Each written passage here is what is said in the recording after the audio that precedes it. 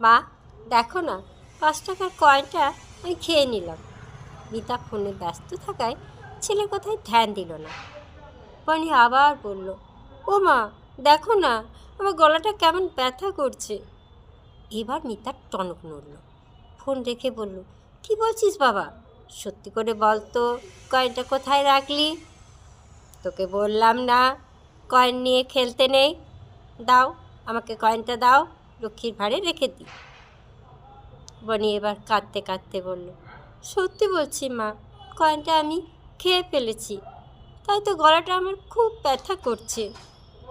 5 বছরের ছোট্ট বনি 5 টাকার কয়েন নিয়ে খেলতে খেলতে হঠাৎ সেটি মুখে নিয়ে নেয় আর গিলে ফেলে। বনির মা মিতা ও মুখের ভেতর দেখার চেষ্টা করে, কিন্তু কিছু দেখা যায় না। বনির মা তখন বনিকে নিয়ে ডাক্তারবাবুর কাছে যায়। ডাক্তারবাবু দেখে বলেন, কয়েনটা মনে হচ্ছে ওর খাদ্যনালীতে আটকে আছে, ওটা এন্ডোস্কোপি করে বের করতে হবে। ওটা এখানে হবে না, আপনারা যত তাড়াতাড়ি সম্ভব ওকে নিয়ে কলকাতার কোনো বড় হাসপাতালে যান। আর ওখানে এখন ওকে কোনো রকম খাবার খেতে দেবেন না, এমনকি জল পর্যন্ত দেবেন না।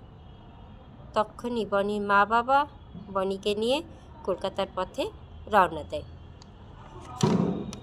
প্রায় 4-5 ঘন্টা পর কলকাতায় এসে পৌঁছায়। কলকাতার একটা বড় নার্সিংহোমে এন্ডোস্কোপি করে তার কয়েনটা বের করে। ভগবানের অসীম কৃপায় এ যাত্রায় বনি বেঁচে যায়।